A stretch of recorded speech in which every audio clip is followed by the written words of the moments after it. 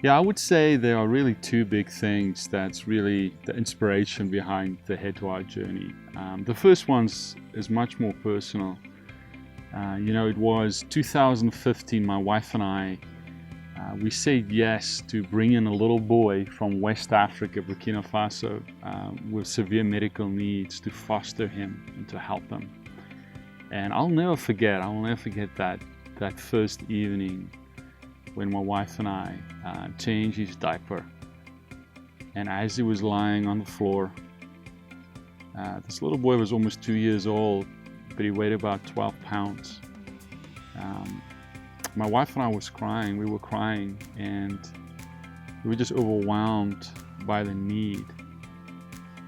That started something in me and my wife, just around understanding how malnutrition is such a real thing in Africa. And we went on a journey for over 3 years, just really trying to help this little boy. His name is Josie. Help him to walk. Took him on a journey, and this little boy has changed my life. It's opened up my view of the world, my view around achievement and fulfillment. So a big part of what the Head to Heart journey is about is because of Josie. The second thing is a statistic that I saw. The statistic, this is now in 16, was saying that 7 years from now, 75% of the US workforce is going to be 40 years and younger. And why is this so important? I did a lot of research, and I found that if you ask the younger people what are the most important things to them in a leader, they say two things. The first thing is they want to be led by a leader who is driven by a bigger purpose. And secondly, they want to be led by a leader who truly cares. They want to be led by a leader that's leading from the heart, not just the head. You see, the way leaders led in the 80s and 90s is not going to work moving forward. And so in that moment, I just realized how important it is going to be for our leaders today to become leaders that are leading from their heart, driven by a bigger purpose, and also have the ability to truly connect with the people around them.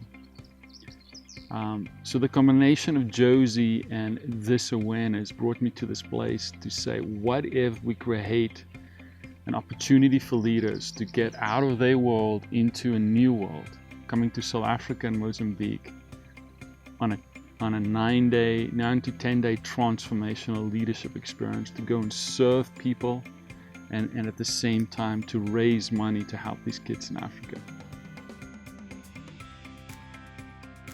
Yeah, I think my vision is pretty clear at the moment.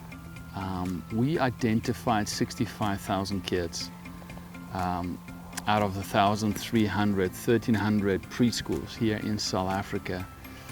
And my vision is to really help those kids with 5 meals, nutritional meals a week.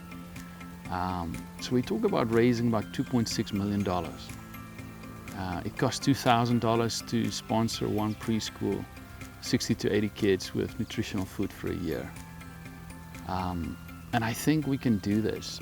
There's some really exciting things we're doing with Judeo Harvest right now as well, just to make this more of a sustainable model, looking at vegetable gardens and different things like that as well. But I think for us, participants of the Head to Heart journey, there's some really influential leaders. I think we can do this, and we'll see where it's going to go next. So there are a couple of things that can be done. The first thing is, if you are a leader that wants to go deeper in yourself and ask bigger questions and come here to South Africa, Mozambique and serve kids and serve people, the first thing I wanted you to think about is to join us on the Head to Heart journey.